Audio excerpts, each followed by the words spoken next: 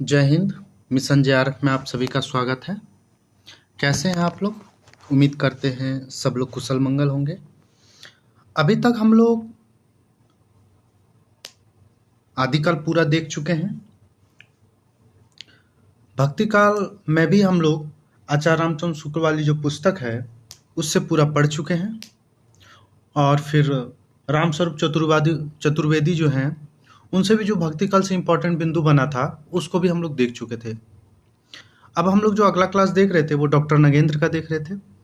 भक्ति काल पे एक क्लास हो भी चुका है। आज हम लोग भक्ति काल पे दूसरा क्लास देखने वाले हैं। उम्मीद करते हैं कि आप लोग सभी उस क्लास को देखे होंगे। और आप लोग कमेंट कुछ लोग किए थे तो कमेंट हम पढ़ रहे थे। आप लोग का बहुत बहुत धन्यवाद। आप मेरे प्रति इतना स्नेह और प्रेम जताते हैं इसके लिए। और मेरा भी कर्तव्य और धर्म बनता है कि मैं आप लोग को जल्दी से सभी क्लासें उपलब्ध करा सकूं, जिससे आप लोग आगामी परीक्षा को अच्छे से पास कर सकें। समय को ध्यान में रखते हुए एक छोटा सा इन्फॉर्मेशन मैं आप लोग को दे दूं।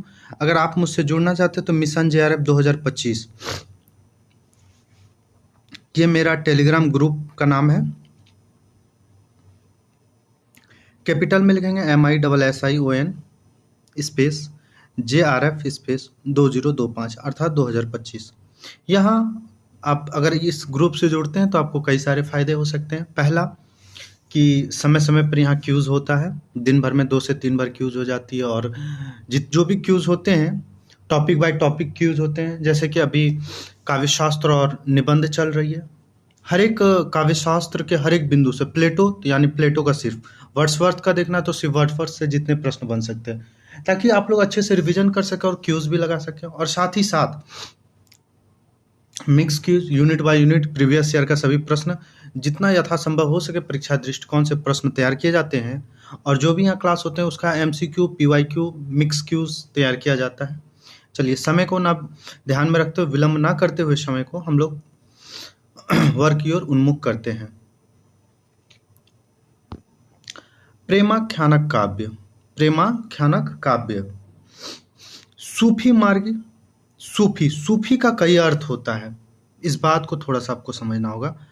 सूफी जो है जिसका अर्थ होता है कि रूई, आप लोग सभी को पता होगा सूफी का अर्थ क्या होता है, रूई। और इस शाखा का जो है डॉक्टर नगेंद्र वाली पुस्तक में प्रेम मार्गी शाखा नाम रखा गया। कहीं आपको प्रेम काव्य भी रखा गया, प्रेम कथानक, प्रेम ख्यानक काव्य, सूफी काव्य, यह जो इस शाखा का नाम रखा गया है। लेकिन नगेंद्र जो मुख्य रूप से इसमें अभिहित किए हैं जिस नाम से, वह प्रेमाख्यानक काव्य हैं। इनको कई नामों से भी जाना सकते, कहीं प्रेम मार्गी शाखा आपको दे देगा या सूफी शाखा दे देगा, प्रेम काव्य भी देगा, प्रेम कथानक दे देगा काव्य, या फिर आपको दे देगा प्रेमाख्यानक काव्य या सूफी काव्य। अपभ्रंश के प्रथम प्रबंधकार कौन है? स्वयंभू है। आप लोग अगर आदिकाल का वर्ग देखे होंगे तो आप लोग को हमने स्वयंभू का समय बताया है। और 2-3 प्रश्न मैं आपको स्वयंभू से संबंधित पूछूंगा, आप लोग कमेंट करके बताएंगे। सबसे पहला, स्वयंभू का समय कब रहा है? स्वयंभू की तो 1-2 महत्वपूर्ण रचना है, और उसमें से एक जो सबसे महत्वपूर्ण रचना है वह जिसमें राम के चरित यानी कि उनके जीवन का विषय में बताया गया है। और ही साथ एक इनका काव्य अधूरा रह गया था ग्रंथ को, उसको इसके पुत्र त्रिभुवन ने पूरा किया था। वो कौन सा काव्य था? और यह जो है किस जैसे अवरंश साहित्य, नाथ साहित्य, जैन साहित्य, किस साहित्य का प्रथम कवि कहे गए हैं, और किस विद्वान ने, किस आलोचक ने इसे प्रथम कवि माना है। इतने सारे प्रश्न जो है स्वयंभू से संबंधित अगर आप पढ़ेंगे तो कमेंट में जरूर बताएंगे। यह अपभ्रंश के प्रथम प्रबंधकार माने जाते हैं। अपभ्रंश का यह प्रथम प्रबंधकार भी माने जाते हैं, और इसे राम कुमार वर्मा ने प्रथम कवि माना है। अब चलेंगे हम लोग प्रथम कवि को लेकर के। राम कुमार किन्होंने, हम आपको बता भी दिए, लेकिन आप लोग कमेंट जरूर करेंगे कि किसने इसको प्रथम कवि माना है। प्रथम कवि, अब देखेंगे कि भक्ति काल जब हम पढ़ते हैं तो किस कवि ने किसे प्रथम कवि माना है। भक्ति काल के प्रथम कवि यानी हर एक काल के प्रथम कवि, जैसे कि रीति काल जब पढ़ेंगे तो केशव दास को आचार्य रामचंद्र शुक्ल ने प्रथम कवि माना है। अब यही भक्ति काल की बात करते हैं। तो भक्ति काल में कुतुवन को प्रथम कवि माना किन्होंने? आचार्य रामचंद्र शुक्ल ने। और इनकी जो रचना है मृगावती इनकी रचना है कब का समय? 1501 ईस्वी में। अब अगला बात चलते हैं हजारी प्रसाद द्विवेदी। यह जो भी है आचार्य रामचंद्र शुक्ल, हजारी प्रसाद द्विवेदी या राम कुमार वर्मा, ये सब जो प्रमुख कवि हैं, इनकी रचनाओं या इनसे संबंधित जो भी बातें आपको याद रखनी चाहिए, क्योंकि प्रश्न इनसे संबंधित अक्सर पूछे जाते हैं और पूछे भी गए हैं। तो हजारी प्रसाद द्विवेदी ने इस परंपरा का प्रथम कृति ईश्वरदास की सत्यवती कथा को माना। यानी कि प्रथम कृति यानी प्रथम रचना किसको मान रहे हैं? तो सत्यवती कथा को, जिनका समय कब है? 1500 ईस्वी। डॉक्टर राम कुमार वर्मा ने मुल्ला दाऊद को माना है। डॉक्टर राम कुमार वर्मा ने किसका? मुल्ला दाऊद के चंदायन को माना है, जिनका समय 1779 है। इस परंपरा का प्रवर्तक माना गया। तो देखिए, आचार्य रामचंद्र शुक्ल की बात आएगी तो मृगावती कुतुवन, हजारी प्रसाद द्विवेदी की बात आएगी तो ईश्वरदास की सत्यवती कथा, और राम कुमार वर्मा की बात आएगी तो मुल्ला दाऊद का चंदायन। यह याद रखिएगा। अब हम लोग हंसावली की रचनाओं के विषय में देखेंगे। हंसावली की जो रचना है वो आशय, क्या बोलते हैं इसको? एक मिनट रुकेंगे। हाँ, हंसावली के लेखक कौन है? आशयत है। हंसावली जो एक रचना है उसके लेखक कौन है? आशयत है। इस प्रेमाख्यान काव्य में राजस्थानी भाषा के प्राचीन रूप का प्रयोग हुआ है। तो यह हंसावली जो रचना है इसमें कैसी भाषा का प्रयोग हुआ? प्रेमाख्यान में राजस्थानी भाषा का प्रयोग हुआ है। यानी कि वो राजस्थान में जो भाषाएं बोली जाती थी वही जो है, राजस्थान में 4 बोलियां हैं, आप लोग को पता होगा। राजस्थानी भाषा में 4 बोली आ जाती है, मेवाती, मालती और जयपुरी, और एक कौन सा है ये आप लोग एक कमेंट करके बताएंगे। हमने आपको 3 बता दिया। अगला है, कवि आशयत ने इस कृति के रचना स्रोत विक्रम एवं बेताल की कथा को माना है। ये जो ये हंसावली जो कथा रचनाएं जो ये प्रेमाख्यान काव्य जो रचा गया है, इसका जो स्रोत है यानी कि प्रेरणा स्रोत, कहाँ से इसको प्रेरणा के रूप में लिया गया, जिसको पढ़ने के बाद या देखने या सुनने के बाद इनको हंसावली रचने की प्रेरणा जागी, वो कहाँ से? तो यह विक्रम एवं बेताल की कथा से। अगला है चंदायन। चंदायन की रचना मुल्ला दाऊद ने 1779 में की थी। यानी कि इसका आप जो भी रचनाएं जो भी है प्रमुख रचना उसका ईस्वी सहित याद रखिएगा, क्योंकि यह पुस्तक से ऑथेंटिक हमने लिखा है यहाँ। तो यह डॉक्टर नागेंद्र वाली पुस्तक से बनी है। तो जब आप क्लेम भी करेंगे, चाहे असिस्टेंट प्रोफेसर के एग्जाम के क्वेश्चन को, चाहे नेट वाले, तो आप यहाँ से क्लेम कर सकते हैं। इसलिए जो भी यहाँ डेट दिया वो ऑथेंटिक है, इसको आप लोग याद रखिएगा। तो मुल्ला दाऊद की जो रचना है चंदायन का रचना कब उन्होंने रचा था? 1379 ईस्वी में। डॉक्टर माता प्रसाद गुप्त ने इस ग्रंथ का मूल नाम लोर कथा माना है। तो कह देगा कि मुल्ला दाऊद की रचना जो चंदायन है उसे माता प्रसाद गुप्त ने किस नाम से अभिहित किया है? प्रश्न आपसे ऐसे भी पूछ सकते हैं। तो किस नाम से किया है? लोर कथा या लोर कहा के नाम से इसे अभिहित किया या नामकरण किया है। डॉक्टर परमेश्वरी लाल गुप्त ने इसका एक पाठ चंदायन नाम से प्रस्तुत किया है। इसका नायक कौन है? तो नायक है लोर, जिसको आप लोरिका भी कह सकते हैं। लोर या लोरिका आपको मिलेगा। और नायिका कौन है? चंदा है। इसके नायिका कौन है? चंदा है। तो आप लोग इस बात को याद रखें, आपको नायक और नायिका भी पूछा जा सकता है। पूछ देगा लोरिका किस रचना की नायक है। तो आप लोग को याद रखना होगा मुल्ला दाऊद की जो चंदायन रचना है जो 1379 में रची गई थी, उसी के रचना है चंदायन, उसी का ये नायक है या नायिका है। अब लखम सेन पद्मावती कथा। आप तो पद्मावती कथा तो जानते हो, लेकिन लखम सेन पद्मावती कथा यहाँ नाम लिखा हो।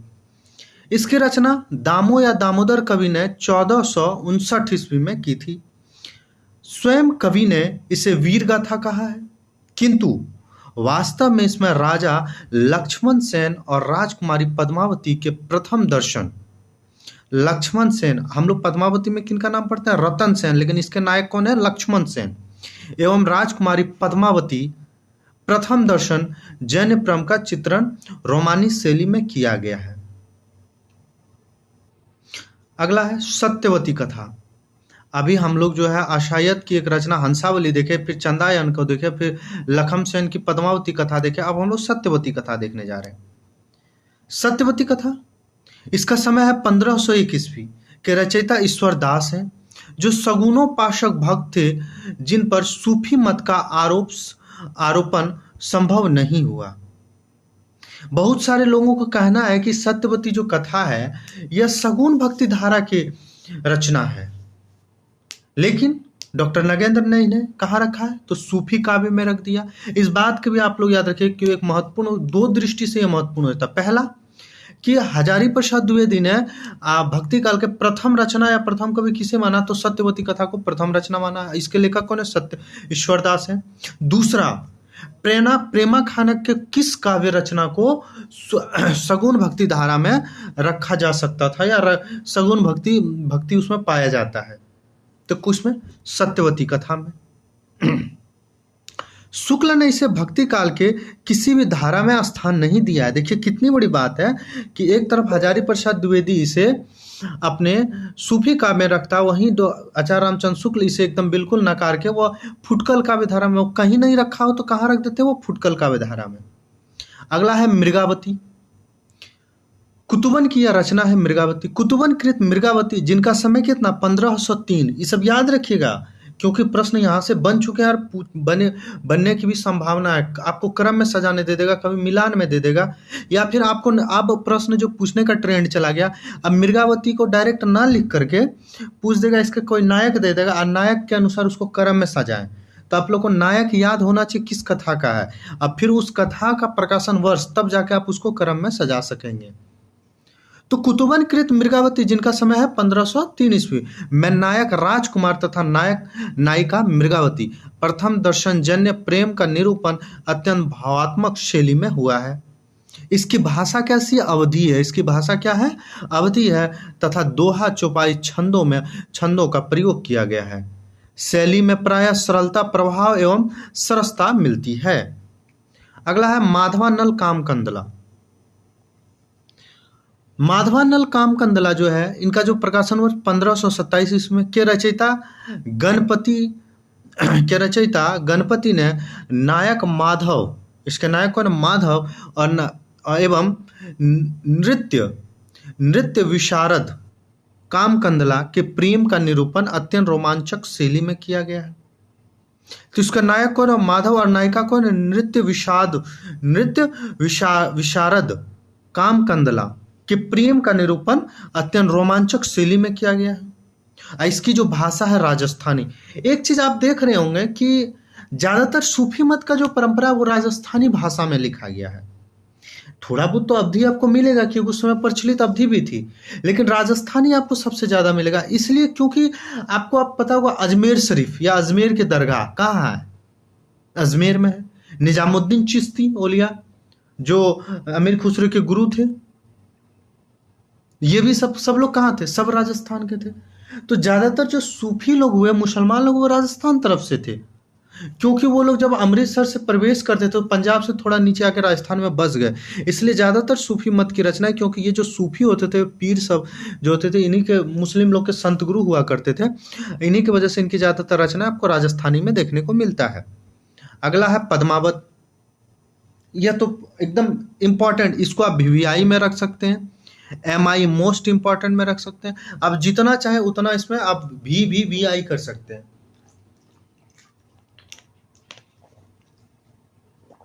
क्योंकि इसकी जो भी रचना है तो पद्मावत के विषय में जो भी हो, तो असिस्टेंट प्रोफेसर में आप देखें कहीं का भी सिलेबस वहां आपको देखने को मिल जाएगा। आप नेट के सिलेबस में देखेंगे तो वहां से प्रत्येक वर्ष एक प्रश्न ही बनेगा, लेकिन यहां से बनता ही है। मलिक मोहम्मद जैसी कृत पद्मावत का समय 1540 ईस्वी दिया हुआ है।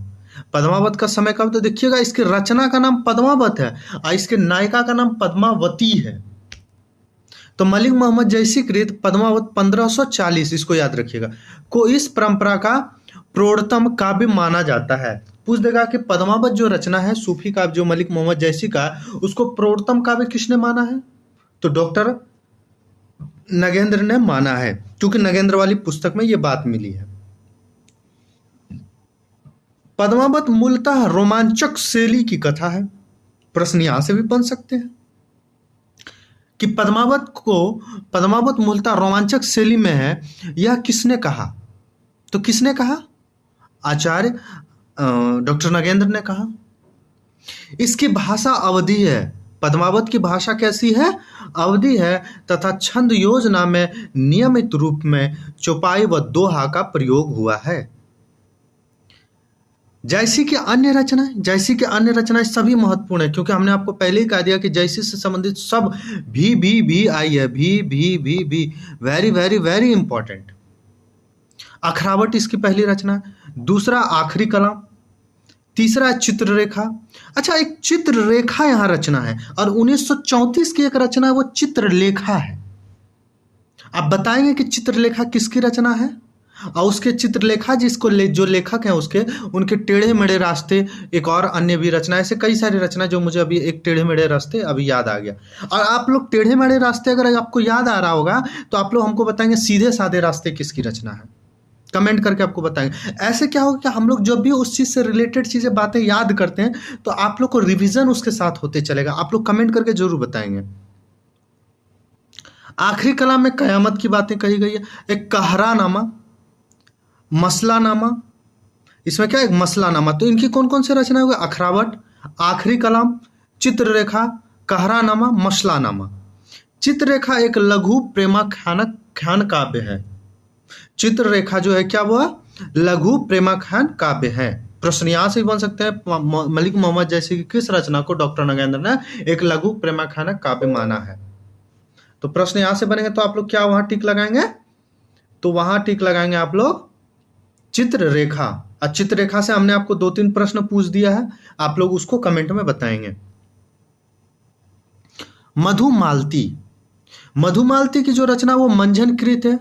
इनका भी आप मधुमालती याद रखिएगा, इसमें इंपॉर्टेंट पॉइंट होता है इसके लेखक कौन है, इसका प्रकाशन वर्ष, इसको याद रखिएगा क्योंकि यहाँ से प्रश्न बन जाते हैं और 1-2 बार पूछ दिया गया, हो सकता है अगला बार जून में आपको पूछ दिया जाए। तो मधुमालती का प्रकाशन वर्ष 1545 में नायक नायिका के प्रथम दर्शनजन्य प्रेम के साथ साथ पूर्व जन्म के प्रणय संस्कारों का भी महत्ता दिखाया गया। इसमें क्या हुआ? इसमें 2 बातें हो गई, इसमें 2 कथा को साथ में लिया। पहला क्या कथा हो गया? इसमें 2 कथा है नहीं, कथा तो एक ही है लेकिन 2 तरह की घटना इसमें बता, वही मैं दोनों घटना आपको बताता हूँ। पहला क्या कहा गया कि इसमें नायक और नायिका को प्रथम दर्शन, जब वो प्रथम दर्शन जन्य प्रेम यानी कि पहली बार जब मिलते हैं, पहली मुलाकात की कथा इसमें है। और दूसरी पूर्व जन्म में इन लोग का प्रणय, विवाह शादी हुआ था, पूर्व जन्म की ही बातें इसमें कही गई कि वो लोग दोनों एक दूसरे के प्रेमी प्रेमिका थे, तो वह भी इसमें बताया गया है। ढोला मारूरा दुहा कल्लोल कवि द्वारा रचित ढोला मारूरा दुहा है। राजस्थानी प्रेमाख्यान है जिसका रचना काल श्री नरोत्तम दास स्वामी ने 1393 के पूर्व माना है।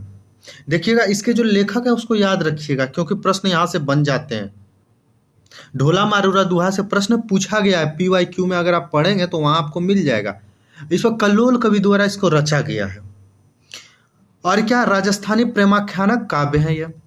जिसका इसका रचना काल जो है श्री नरोत्तम दास स्वामी जो है उन्होंने कब माना है? 1393 के पूर्व माना है। तो नरोत्तम दास स्वामी इसकी रचना काल कब मानते हैं? 1393 से पूर्व। जबकि देखिएगा, जबकि यहाँ लग गया तो बहुत बात पलट जाएगी यहाँ। जबकि डॉक्टर मोतीलाल मोनारिया ने अंतः साक्ष्य के आधार पर इसे 1473 ईस्वी माना है। इस काव्य में नरवर देश के राजकुमार ढोला का अन्य नाम क्या? दुल्हा, और पुंगल देश की राजकुमारी मारवानी होगा, मारवानी, या थोड़ा सा कट गया, मारवानी के विवाहोत्तर यानी विवाह के बाद प्रेम और विरह का निरूपण अत्यंत मार्मिक रूप से किया गया है। हमने मार्मिक का आपको अर्थ बताया, जो हृदय स्पर्श हो, आपके हृदय में जैसे लगे कोई घटना हो जिसको लिख करके आप देख करके या सुन करके या पढ़ करके सोच करके हृदय में आपका एक अलग सा भाव उत्पन्न हो, तो वो क्या हुआ, मार्मिक भाव आपके अंदर से वो जो भाव उत्पन्न हो वही मार्मिक भाव है, जिसमें मार्मिक रूप से चित्रण किया गया है। इसमें केवल दोहा का प्रयोग है, भाषा पुरानी राजस्थानी है। आपको हमने पहले भी कहा, जैसे कमोबेश सब जगह भाषा आपको क्या मिलेगा, राजस्थानी ही मिलेगा। माधवानंद कामकंदला, यह जो रचना वो चौपाई में रची गई है। हमने अभी एक माधवानंद कामकंदला आपने देखा, वह किसी और भाषा में थी, और यह जो है यह चौपाई में है। यह इसी नाम के पूर्व रचयिता प्रेमाख्यान पर आधारित काव्य है, जिसकी रचना 1556 ईस्वी में कुशल लाभ द्वारा हुआ था। किनके द्वारा यह रचा गया था? 1526 ईस्वी में। इसकी भाषा चौपाई है, कुशल लाभ के द्वारा रचा गया था। इसमें नायक एवं नायिका के अनेक जन्मों की कथा प्रतिपादन अत्यंत विस्तार से किया गया है। इसमें इसकी जो पहली बात चौपाई में है, दूसरी बात इसके जो है कुशल लाभ इसके लेखक हैं, इसका प्रकाशन वर्ष 1556 इसमें, और नायक नायिका इसमें जो उनकी घटना उनको लेकर के जो लिखा गया, तो नायक नायिकाओं के कई जन्म पूर्व, मानी कई जन्म से इन लोग का प्रेम चल रहा था, वही इसमें विस्तार से किया गया है, मानी अनेक जन्मों की कथा इसमें कही गई है। इसमें चौपाइयों के बीच बीच में दोहा, सोठा, गाथा इत्यादि का भी प्रयोग हुआ है, तथा इसकी भाषा राजस्थानी है। देख रहे हैं सभी की भाषा आपको कमोबेश राजस्थानी मिल रहा है। अगला है रूप मंजरी। अष्टछाप के प्रसिद्ध कवि, हमने आपको जैसे भी कहा कि अष्टछाप के जो भी कवि हैं उसको आप लोग याद रखिएगा। अष्टछाप के प्रसिद्ध कवि नंददास द्वारा रचित, अष्टछाप के कवियों को सिर्फ नाम ही मत याद रखिएगा, साथ साथ उसका जन्म वर्ष भी याद रखिएगा, क्योंकि क्रम से वहां भी पूछ दिया जाता है। तो अष्टछाप के प्रसिद्ध कवि नंददास द्वारा रचित रूप मंजरी इंपॉर्टेंट है, जिनका समय 1568 में प्रेमाख्यान परंपरा की विभिन्न प्रवृत्तियों का समन्वय करते हुए रूप मंजरी और कृष्ण के प्रेम का चित्रण अत्यंत स्वच्छंद रूप में किया गया है। इसमें दोहा, चौपाई शैली का भी प्रयोग हुआ है, किंतु इसकी भाषा ब्रज भाषा है। किंतु इनकी भाषा क्या है? ब्रज भाषा है। काव्यत्व की दृष्टि से भी यह रचना अत्यंत प्रौढ़ एवं मार्मिक है। पूछ देगा प्रश्न ये, क्योंकि रूप मंजरी एक महत्वपूर्ण रचना, पूछ देगा कि रूप मंजरी को रचना को किन्होंने अत्यंत प्रौढ़ एवं मार्मिक रचना कहा है? तो किन्होंने कहा है? डॉक्टर नगेंद्र ने कहा। वहां झट से हम लोग शुक्ल लगा के आ जाएंगे, क्योंकि हम लोग को अगर नगेंद्र वाली पुस्तक की जानकारी नहीं होगी तो हम लोग शुक्ल गलती से लगा के आ जाएंगे। तो यह क्या है? इसको डॉक्टर नगेंद्र ने अत्यंत प्रौढ़ एवं मार्मिक रचना कहा है। अगला है प्रेम विलास या प्रेमलता की कथा। इसकी रचना जैन श्रावक जटमल ने 1556 ईस्वी में लाहौर में की थी। इसको बस देख लीजिएगा, यहां से प्रश्न नहीं बनते हैं, पूछे नहीं गए। छितवई वार्ता के रचयिता कौन है? नारायण दास। सिर्फ इसके लेखक का नाम याद रखिए, क्योंकि प्रश्न यहीं से सिर्फ बनते हैं। नारायण दास, जिन्होंने इतिहास और कल्पना के बल पर अपनी कथा का निर्माण किया। इसकी भाषा राजस्थानी मिश्रित ब्रज भाषा है। देखिए, मैं आप लोग को जो बहुत सारी जो चीजें लगता है कि परीक्षा में पूछी गई या पूछे जाने की संभावना है, मैं आप लोगों को क्या देता हूं कि यह VVI है, और बस बहुत सारी ऐसी चीजें मैं सिर्फ पढ़ देता हूं। तो इसका मतलब यह होता है कि वह जो है आप लोग को सिर्फ समझने के लिए वो जरूरी हो जाता है, क्योंकि हो सकता है भविष्य में आपको कभी प्रश्न पूछ दे, क्योंकि वैसा प्रश्न कभी पूछा नहीं गया है। लेकिन अगर आप सुने हुए रहेंगे तो हो सकता है पूछ देगा, तो आप लोग वहां गलती से भी तुक्का लगा के आ जाएंगे। इसलिए हर एक बिंदु को ध्यान से सुनिएगा, क्योंकि नगेंद्र वाली पुस्तक अपने आप में एक बहुत महत्वपूर्ण पुस्तक है। नगेंद्र क्या, शुक्ल वाली भी पुस्तक बहुत महत्वपूर्ण, सारी पुस्तक जो भी यहाँ 3-4 पुस्तक रखे गए सब महत्वपूर्ण है। और आप लोग को अभी जैसे कि एक कोई क्वेश्चन था, उसको क्लेम करने के लिए नगेंद्र वाली पुस्तक से लोग क्लेम किए। तो प्रश्न जो है मूल रूप से आपका यहीं से बनते हैं, ना कि दृष्टि और पांडे के गाइड से, क्योंकि आप वो गाइड है, आप उससे कभी क्लेम नहीं कर सकते हैं। देखिए, फिर आ गया माधवानल कामकंदला अभी हमने देखे, वो चौपाई में था। और ये माधवानल कामकंदला, इसके लेखक जो आलम है, इसके लेखक कौन है? आलम है। और कवि ने 1584 ईस्वी में रचना की थी। इसको आलम को याद रखिएगा जी, आलम से पूछा जा सकता है। और इनका रचना काल भी याद रखिएगा, 1584 ईस्वी में की थी। इसमें नायक एवं नायिकाओं के एक ही जन्म की घटनाओं का वर्णन किया गया है। उसमें हम लोग देखते हैं अनेक जन्मों की घटनाओं को उसमें वर्णन किया गया, लेकिन इसमें जो है एक ही जन्म के घटनाओं का वर्णन किया गया। और इसकी भाषा कैसी है? तो इसकी भाषा अवधी है। उसकी भाषा कैसी थी? चौपाई थी। चित्रावली अब देखेंगे। चित्रावली का प्रकाशन वर्ष भी याद रखिएगा, क्योंकि ये महत्वपूर्ण है। चित्रावली अपने आप में आप एक लाइन में समझिए महत्वपूर्ण है। इनके सभी बिंदु महत्वपूर्ण है, क्योंकि यहाँ से प्रश्न करीब 3 से 4 बार PYQ में पूछे जा चुके हैं। इसका प्रकाशन वर्ष सही याद रखिएगा। चित्रावली 1613 ईस्वी के। रचयिता उस्मान, इसके लेखक कौन है? उस्मान, जो गाजीपुर के निवासी थे। कहाँ के निवासी थे? गाजीपुर के निवासी थे। अपनी रचना का उद्देश्य उन्होंने अमर होने की इच्छा पूर्ति करना बताया है। इन्होंने अपना रचना करने का उद्देश्य क्या बताया है? वह यह बताया कि मैं अगर ये रचना करूंगा तो मैं अमर हो जाऊंगा। इसी उद्देश्य से उन्होंने अमर होने की जो उनकी इच्छा थी उसी की पूर्ति के लिए इन्होंने यह जो है चित्रावली की रचना की थी। चित्रावली की रचना किस भाषा में हुई है? तो अवधी भाषा में हुई है। अभी तक हम लोगों ने प्रेमाख्यान काव्य में 3 भाषाओं का ज्यादातर देखे। ज्यादातर तो हम लोग को पहला राजस्थानी था, दूसरा हम देखे अवधी में ज्यादा मिल रहा है, और तीसरे नंबर पे हमको ब्रज भाषा में रचनाएं मिल रही है। एक चौपाई में मिल गई माधवानल कामकंदला का ही। तो इस चीज को थोड़ा सा आप लोग ध्यान रखिएगा। अब है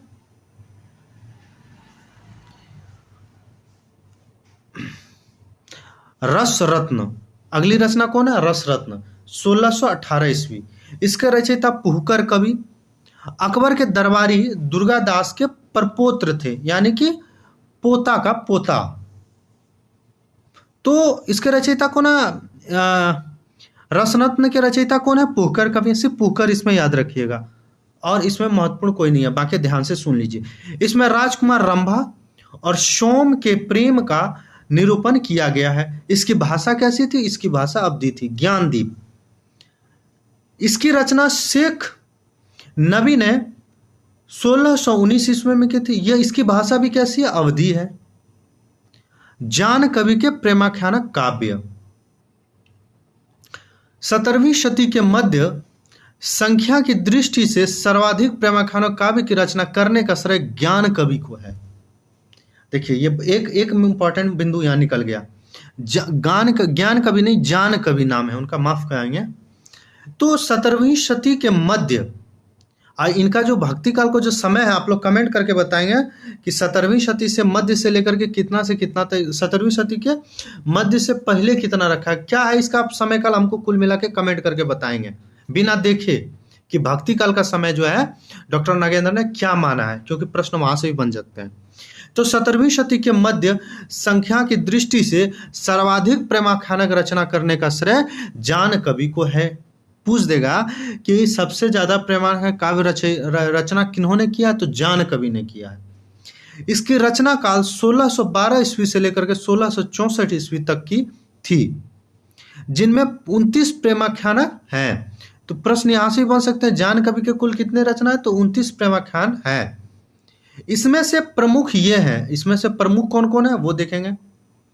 कथा रत्नावती, कथा कनकावती, कथा कमलावती, कथा मोहिनी, कथा नल दमयंती, कथा कलावंती, कथा रूपमंजरी, कथा प्रिय रशाम शाहीजादे व देवलदे और कलंदर इत्यादि।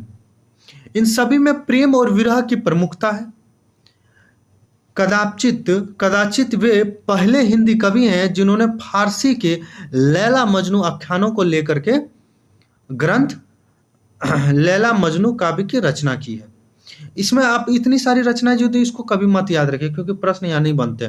थोड़ा इसमें 1-2 पॉइंट जो है कि इन्होंने 29 का प्रेमाख्यान काव्य की रचना की है, जो 17वीं शती के मध्य में सबसे ज्यादा रचना करने वालों कवि में नाम इनका आता है।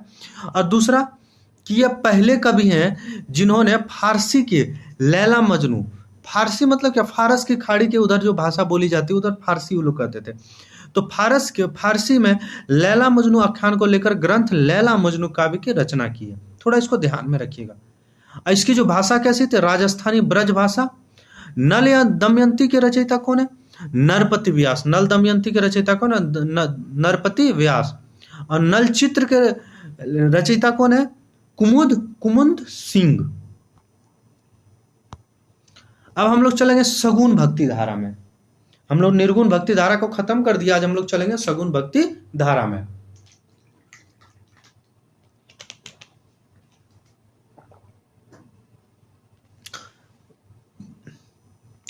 आपको मैं बता दूं कि सगुण वाली बातें जब मैं पढ़ाता हूं तो एक बात हमेशा कहता हूं, सही है कि सगुण भक्ति धारा का जो उदय हुआ है वह दक्षिण से हुआ, द्रविड़ों से हुआ है। क्योंकि आपको पता होगा कि एक षठकोपाचार्य हुए थे, जिसके दूसरी पीढ़ी के बाद शंकराचार्य हुए थे, जिसके 12 पीढ़ी के बाद रामानंद हुए थे। रामानंद के बाद जो है उनके 12 शिष्यों में से प्रमुख शिष्य में से तुलसीदास नाम आता है, कबीर आता है, फिर पीपा सेन धन्ना और फिर रैदास, ये सब आते हैं।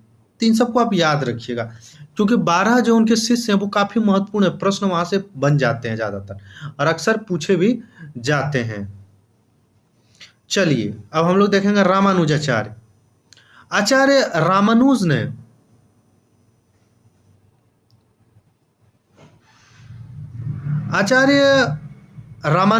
ने अवतारी राम को अपनी विष्णु भक्ति का उपास्य देव स्वीकार कर विशिष्टाद्वैत सिद्धांत की स्थापना की है। इसमें 2 बात महत्वपूर्ण निकला। पहला कि विशिष्टाद्वैतवाद सिद्धांत के प्रवर्तक कौन है, तो रामानुजाचार्य हैं। दूसरा कि इन्होंने अवतारी राम को अपने विष्णु भक्ति का उपास्य देव स्वीकार किया। तो पूरा राम को अपनी विष्णु भक्ति की उपास्य, यह पंक्ति आप याद रखिए, प्रश्न यहां से भी बन सकते हैं।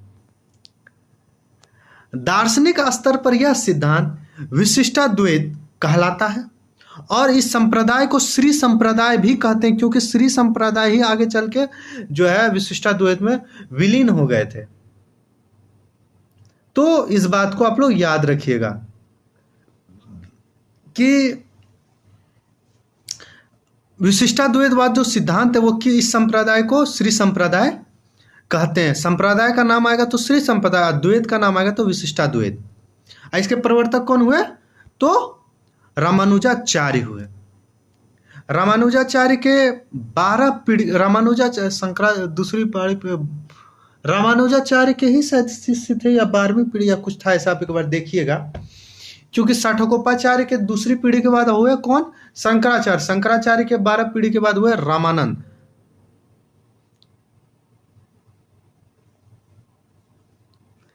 आगे हम लोग देखेंगे माधवाचार्य। थोड़ा इस पे कंफ्यूजन आप लोग कमेंट करके बताएंगे कि क्या है नहीं है, क्योंकि हमने पहला क्लास में इसको बताया है।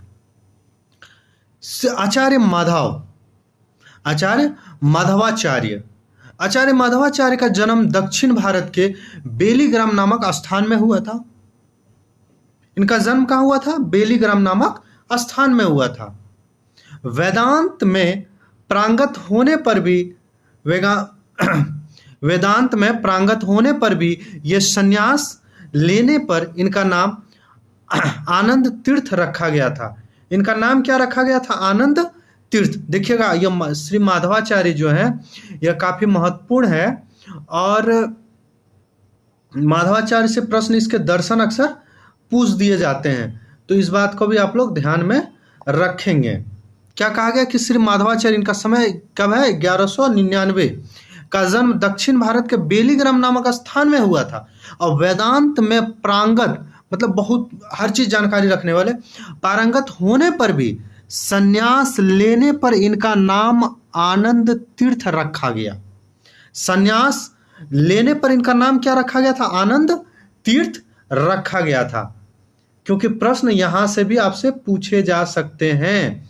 यह सब चीजें आपको गाइड में नहीं मिलेगा, ये नगेंद्र वाली पुस्तक में लिखी हुई है। माधवाचार्य ने अद्वैतवाद का घोर विरोध किया। माधवाचार्य ने जो है अद्वैतवाद का घोर विरोध किया और इनका दार्शनिक मत द्वैतवाद था, यानी कि दो। इनके जो क्या दार्शनिक मत क्या था? द्वैतवाद था। और इन्हें कह देंगे किस आचार्य ने अद्वैतवाद का घोर विरोध किया, तो किसने किया? माधवाचार्य ने किया। और माधवाचार्य का स्वयं कौन सा सिद्धांत था? तो अद्वैतवाद सिद्धांत था इनका। इनके मत में भगवान विष्णु 8 गुणों से उपेट और सर्वोच्च तत्व है। जगत सत्य है। ईश्वर और जगत का भेद, जीव से भेद, जीव से भेद, जड़ से जीव का भेद वास्तविक है। इनका देखिए द्वैतवाद में क्या, द्वैत मतलब दो। अब देखिएगा द्वैत, अद्वैत, एकेश्वरवाद, ये सब है क्या? इसको थोड़ा हम शॉर्ट में समझेंगे। एक लाइन में अगर कहा जाए तो ईश्वर जीव अविनाशी, यानी कि हम लोग जो भी जीव हैं वह ईश्वर के ही अंश हैं। हमारे अंदर आत्मा है, हमारे अंदर, क्योंकि शरीर जब मृत हो जाती तो किडनी, लीवर, गुर्दा, आंख, किडनी, फेफड़ा सब वैसे ही रहता है। तो इसमें से सिर्फ क्या एक नहीं रहता है? तो वह आत्मा नहीं रहता है। शरीर को संचालन जो करती है वह आत्मा नहीं रहता है। जैसे कि आप बिजली के कोई तार हैं, उसमें क्या होता है? इलेक्ट्रॉन का प्रवाह होता है। वह इलेक्ट्रॉन अगर काट दिया जाए, तार तो वैसे ही है, वही जो इलेक्ट्रॉन नहीं अगर बहेगा तो बल्ब नहीं जलेगा। वैसे ही क्या होता है कि हमारे शरीर में आत्मा नहीं रहेगा तो हमारे शरीर का संचालन नहीं होगा। तो वही इलेक्ट्रॉन हमारे शरीर का वो आत्मा है। अब वो इलेक्ट्रॉन किसका अंश है? वो आत्मा किसका अंश है? उस परमात्मा का, इस ईश्वर का, जो जिस प्रकार हमारे शरीर को कोई ना कोई संचालित कर रहा है, उसी प्रकार यह संसार को भी कोई ना कोई संचालित कर रहा है। तो वही अदृश्य जो शक्ति है वही तो ईश्वर है। अगर लोग उसको कई नाम से जानते, जैसे मुसलमान लोग उसे अल्लाह के नाम से करते हैं, हिंदू लोग भगवान कहते हैं, मुस्लिम लोग सिख कहते हैं, ईसाई लोग गॉड कहते हैं। तो सभी एक ही, वही घुमा फिरा के लोग उसी को मान रहे हैं जो कहीं ना कहीं किसी ना किसी रूप में से संसार को संचालित कर रहे हैं, वही परमात्मा है। तो वही यहाँ जो हिंदू धर्म के लोग थे वह उसको, भगवान को जो है, ईश्वर को कई रूप दे दिए हैं। जैसे कोई भगवान विष्णु मानते हैं, कोई राम मानते हैं, कोई नारायण मानते हैं। सभी लोग का अपना अपना मानसिक धर्म है। तो वही चीज कहा गया है कि इनके मत में भगवान विष्णु के 8 गुणों से उपेट है और सर्वोच्च तत्व है। जैसे जगत सत्य है, यह संसार जो सत्य है। कबीर देखिएगा बहुत सारे, अब द्वैत माया जब पढ़ेंगे तो कहा था जगत मिथ्या है, वास्तविक में यह जगत नहीं है, यह मोह माया है। लेकिन इन्होंने क्या किया, जो जगत यानी ये संसार, यानी कि इहलौकिक और परलौकिक की बात आती है। इहलौकिक मतलब ये जिसमें हम लोग रहते हैं, जीव रहता है, अब पारलौकिक जिसमें देवलोक से ईश्वर रहते हैं। तो ये कह रहे हैं ये जगत सत्य है, यह संसार सत्य है और जगत सत्य है, ईश्वर और जगत का भेद है। इसमें ईश्वर और जगत में क्या है? भेद है। इसलिए इनका जो है वह द्वैतवाद दर्शन है। और जबकि इन्होंने अद्वैतवाद का घोर विरोध किया, इसलिए अद्वैतवाद का घोर विरोध किया। अद्वैतवाद में क्या कहता है कि दोनों दो नहीं है, दोनों एक है। अद्वैत है मतलब दोनों दो नहीं है, एक है। और इन्होंने क्या कहा है कि जगत सत्य है, और इन अद्वैतवाद में क्या कहा जाता है कि जगत मिथ्या है। उम्मीद करते हैं कि आप लोग थोड़ा बहुत यहां समझ गए होंगे। माधवाचार्य का संप्रदाय ब्रह्म संप्रदाय के नाम से विख्यात है। अभी हमने देखे रामानुजाचार्य का जो था वो श्री संप्रदाय के नाम से विख्यात हुआ, और यह माधवाचार्य का क्या? ब्रह्म संप्रदाय से विख्यात हुआ। और इनका जो दर्शन था तो अद्वैतवाद दर्शन था। अब हम लोग चलेंगे श्री विष्णु स्वामी में। विष्णु क्रोधित, रुद्र रूप उनका समझ जाइए। तो इन्होंने जो है रुद्र संप्रदाय का प्रवर्तन किया। और विष्णु स्वामी का एकमात्र रचना मिलता है सर्वज्ञ सूक्त। इनकी जो रचना था सर्वज्ञ सूक्त, इसमें जो मुख्य रूप से याद करने वाली बात है वो रुद्र संप्रदाय किनका है? तो विष्णु स्वामी का है। अक्सर यहां से प्रश्न पूछे जाते हैं और कई बार पूछे गए हैं। अब हम लोग निम्बुकाचार्य में देखें। निम्बुकाचार्य का जो है वह है द्वैताद्वैत। अन्य द्वैताद्वैत को याद कैसे रखेंगे? तो याद रखिएगा कि निम्बकाचार्य मतलब नींबू, ऐसे नींबू लिए, इसको एक भाग काटे, एक भाग में मन नहीं हुआ क्योंकि नींबू जो है ज्यादा खट्टा होता, फिर क्या के दोस्तों में डिस्ट्रीब्यूट करने के लिए फिर एक भाग में काट दिए। अब क्या हो गया कि एक भाग, दो भाग, तीन भाग, चार भाग, यानी भागों के भाग, यानी द्वैता द्वैतवाद। भागों का भाग मतलब द्वैता द्वैतवाद, ऐसे इसको आप याद रखिएगा। यानी कि एक भेद नहीं हुआ, एक बार काटे तो एक यह भेद पसंद नहीं आया, अब भेदम भेद हो गया, कई भेद हो गए, तीन चार भेद हो गए। ठीक है, अब इसको आप देखिएगा, आप इसको इस ट्रिक को आप याद रखिएगा, आपको हमेशा निम्बकाचार्य का और द्वैता द्वैतवाद याद रहेगा, या भेदा भेदवाद याद रहेगा आपको, भेदा भेदवाद, कई तरह का भेद। श्री निम्बार्क का संप्रदाय सनकादि संप्रदाय के अंतर्गत आता है। अब इनका जो संप्रदाय कौन सा संप्रदाय के अंतर्गत है? इनका जो निम्बार्क संप्रदाय वो सनकादि संप्रदाय के अंतर्गत आता है। इस संप्रदाय का दार्शनिक सिद्धांत भेदा भेदवाद या द्वैता द्वैतवाद है। हमने आपको यहाँ ट्रिक बता दिया, तो हमने भेदा भेदवाद या द्वैता द्वैतवाद है। निम्बार्क संप्रदाय के अनेक कवियों ने ब्रज भाषा में सुंदर पद रचना की है। निम्बार्क संप्रदाय के अनेक कवियों ने, इन संप्रदाय के निम्बार्क संप्रदाय में जितने भी कवि थे उन्होंने अनेक ब्रज भाषा में सुंदर पद रचना की है। स्वामी हरिदास का सखी संप्रदाय इन्हीं का शाखा है। शाखा मतलब क्या? ब्रांच। जैसे कोई पेड़ होता है, पेड़ का कई शाखा होता है, डाल डाल तुम पात पात, वही डाल डाल जो है वही शाखा है। तो स्वामी हरिदास का कौन सा संप्रदाय? सबसे पहले इसको समझिए, सखी संप्रदाय। और सखी संप्रदाय किस संप्रदाय के अंतर्गत आ जाता है? तो निम्बार्क संप्रदाय के अंतर्गत आ जाता है। अब हम लोग तो चलेंगे श्री वल्लभाचार्य। श्री वल्लभाचार्य का समय कब है? 1479। और श्री वल्लभाचार्य का जन्म रायपुर जिले चंपारण नामक स्थान में हुआ था। इनके माता का नाम तेलंग ब्राह्मण थे। ये इनके माता पिता क्या थे? तेलंग ब्राह्मण थे। सम्राट अकबर इनकी विद्वता से प्रभावित थे। तो कहीं ना कहीं एक बात खुल के क्या आता है इनकी, अगर समकालीन वाली बात नहीं लिखेगी, लेकिन वल्लभाचार्य के समकालीन अकबर हो सकते हैं, क्योंकि इनका भी समय जो 1479 के आसपास अकबर का भी समय है। ये समकालीन ही मानिए, समकालीन ही होंगे। इनके विद्वता से पूछ दिया जाएगा कि वल्लभाचार्य के विद्वता से कौन से मुगल सम्राट प्रभावित थे, क्योंकि अभी एनटीए कुछ भी पूछ सकता भाई, उसका कोई ठोर ठिकाना नहीं है।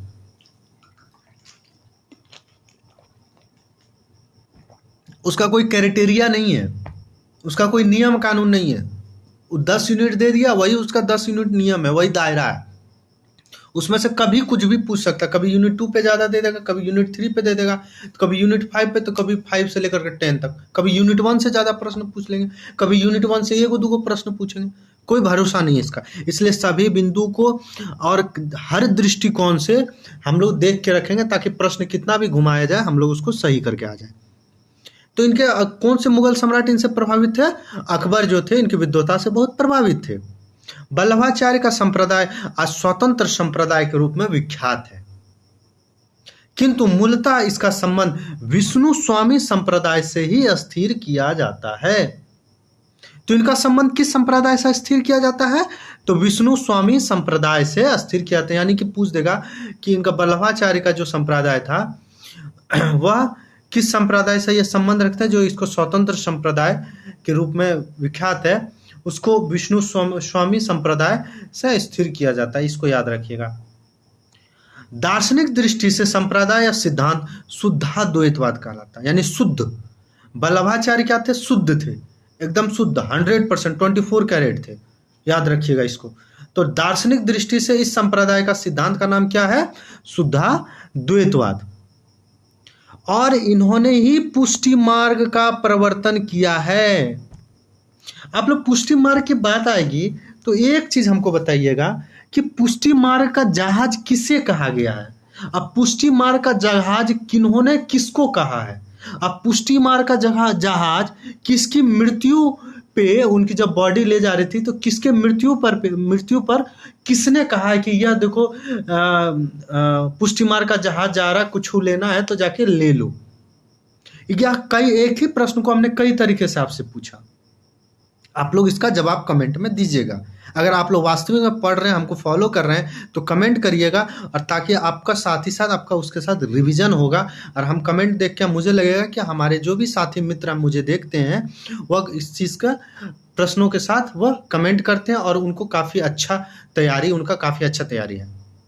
इस पुष्टि भक्ति को मानने वाले भक्त पुष्टि मार्गी कहलाते। या पुष्टि मार्ग में जो 8 कवियों को, 9 कवियों को, जो भी कवियों को रखा गया था, वह जो है पुष्टि मार्गी कवि कहलाते थे।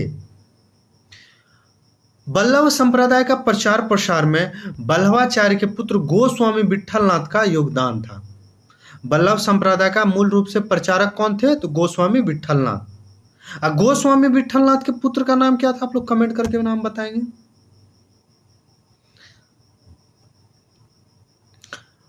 विट्ठलनाथ बिहार के बल्लभ संप्रदायिक कवियों को दीक्षा देकर अष्टछाप की स्थापना की। अष्टछाप में 8 कवियों में से 4 बल्लभाचार्य के शिष्य थे और 4 विट्ठलनाथ के शिष्य थे। तो क्या कहा गया? इस पंक्ति को याद रखिएगा, काफी महत्वपूर्ण है कि विट्ठलनाथ हिंदी के बल्लभ संप्रदाय के कवियों को दीक्षा देकर अष्टछाप की स्थापना की। अभी हम लोगों ने पढ़ा कि पुष्टि मार्ग की प्रवर्तन किसने किया? तो बल्लभाचार्य ने किया। और अष्टछाप का प्रवर्तन किसने किया? उनके ही पुत्र विट्ठल नाथ ने किया। अष्टछाप में 8 कवि हैं, जिसमें से 4 कवि बल्लभाचार्य का रखा गया था, यानी कि पिता के 4 कवि को ले लिए और खुद के 4 कवियों को, शिष्यों को लेकर हमने क्या किया? एक अष्टछाप की स्थापना कर दी। सगुण भक्ति के उत्कर्ष का यह युग हिंदी साहित्य में भी स्वर्ण युग कहा जाता है। देखिएगा हिंदी साहित्य। अच्छा, आप लोग एक कमेंट हमको बताइएगा, हम आपको एक जवाब देंगे, एक आपसे पूछेंगे कि भक्ति काल को सबसे पहले स्वर्ण युग किन्होंने कहा है? दूसरा तो राम कुमार वर्मा ने कहा, या हम भी जान रहे हैं, आप भी शायद जानते होंगे, उम्मीद है कितना तो आप जानते हो, लेकिन सबसे पहले किन्होंने कहा है? और मैं बता दूं उनके बारे में, उनका जो साहित्य है वो 11 अध्यायों में विभक्त है। मैं आपको ट्रिक भी दे दिया, आप हमको कमेंट करके बताएंगे। तो सगुण भक्ति के उत्कर्ष का यह युग, यानी सगुण भक्ति के उत्कर्ष के कारण ही इस युग को हिंदी साहित्य में भी स्वर्ण युग कहा जाता है। अब दक्षिण के अलवारों में राम भक्ति, मैं हमेशा जब भी सगुण भक्ति की बात करता हूं तो मैं कहता हूं कि दक्षिण के अलवार और नैनार की बात करता हूं, तो वही उसकी बातें यहाँ कुछ कुछ लिखी हुई जो आपके लिए महत्वपूर्ण है कि वैष्णव भक्ति के इस विकास क्रम में राम भक्ति सर्वप्रथम दक्षिण के अलवार संतों की वाणी के माध्यम से प्रस्फुटित हुई और यह तदुपरांत उत्तर भारत में ही उसका विकास हुआ। मैं हमेशा कहता हूं सगुण भक्ति का उद्भव कहाँ हुआ? दक्षिण में हुआ। और अलवार और नैनार की मैं हमेशा बात करता हूं, मैं आपसे वही बात यहाँ लिखो कि विष्णु, राम के ही अवतार थे विष्णु, यानी कि जैसे कहा जाता है ना कि राम के ही अवतार थे विष्णु, और फिर कृष्ण भी, ये सब एक दूसरे के अवतारित हैं।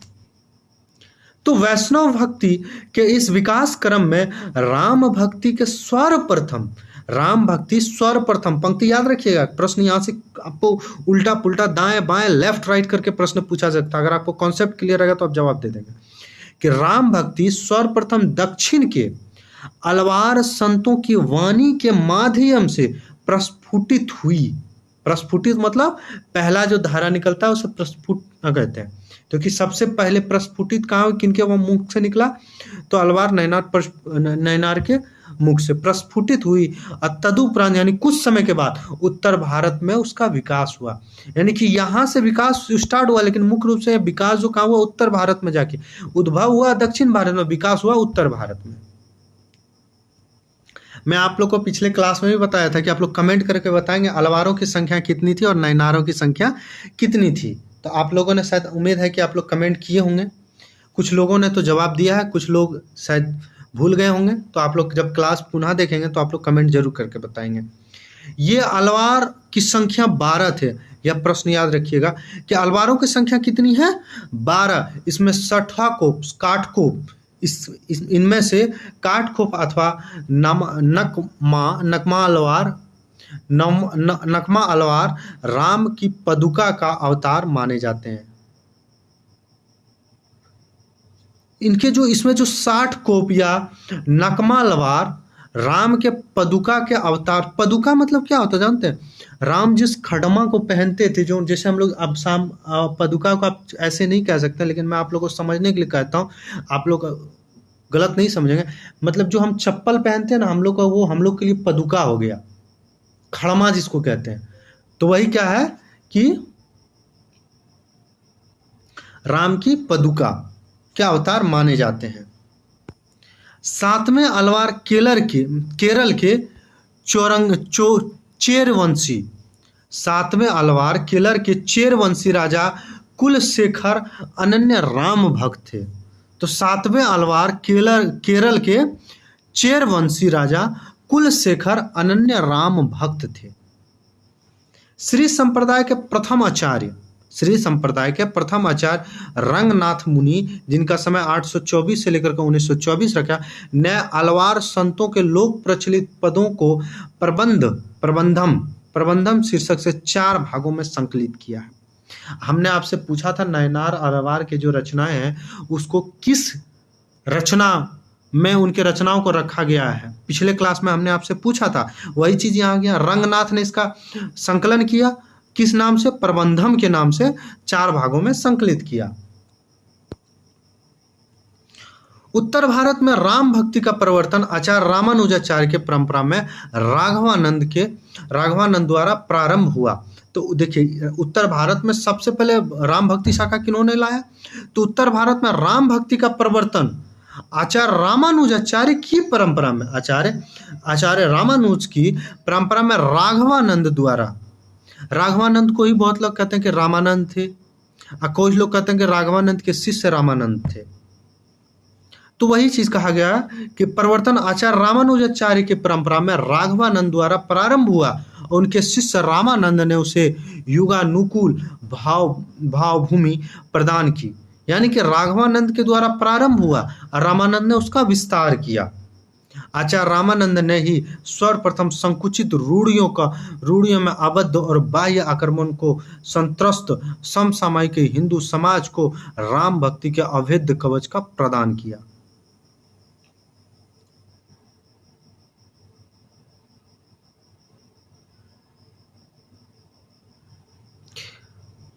एक मिनट रुकेंगे।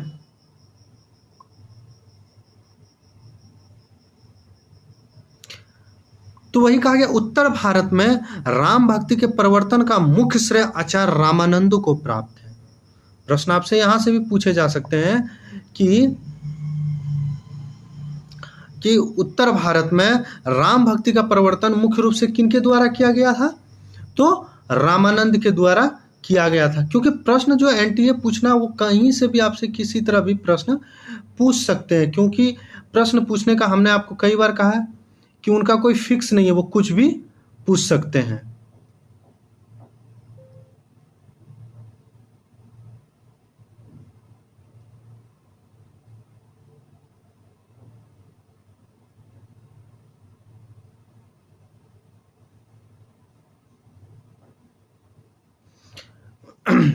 चलिए शुरू करते हैं। उत्तर भारत में राम भक्ति के प्रवर्तन का प्रमुख श्रेय आचार्य रामानंद को प्राप्त है। राम काव्य परंपरा के अंतर्गत राम रक्षा स्त्रोत्र उनकी प्रसिद्ध रचना है। तो रामानंद की एक मूल रचना जो है काफी प्रसिद्ध रामरक्षा स्त्रोत्र, इसको आप लोग याद रखिएगा। तुलसीदास से पूर्व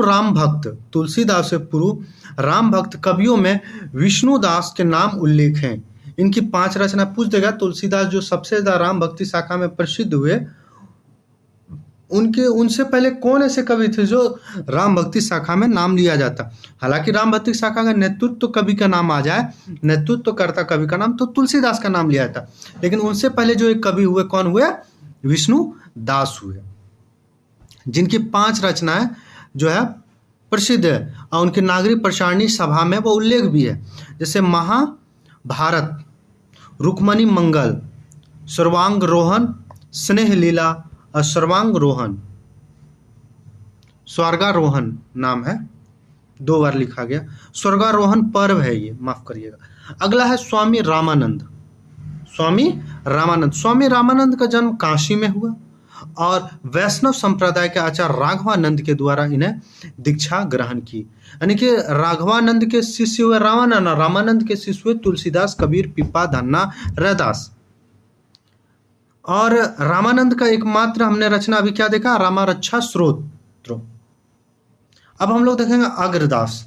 अग्रदास जिसके शिष्य जो है नाभादास, जिनकी रचना भक्तमाल जो हिंदी साहित्य का एक लेखन का एक स्रोत माना जाता है। स्वामी रामानंद के शिष्य परंपरा में ही राम भक्त कवि अग्रदास हुए। इन्होंने कृष्णदास पेहरी से दीक्षा लेकर के शिष्यत्व स्वीकार किया। यानी कि अग्रदास जो है रामानंद के शिष्य परंपरा में ही है, लेकिन इन्होंने दीक्षा किनसे ली थी, तो कृष्णदास पेहरी से दीक्षा ली थी। हमने जब शुक्ल को पढ़ा था तो आप लोग को बताए थे कैसे क्रम चला था शिष्यों का। कृष्णदास पेहरी ने जयपुर के समीप गलता नामक स्थान में अपनी गद्दी स्थापित की। अग्रदास 1956 के लगभग विद्यमान थे। यह कब के समय के लगभग विद्यमान थे, वो 1556।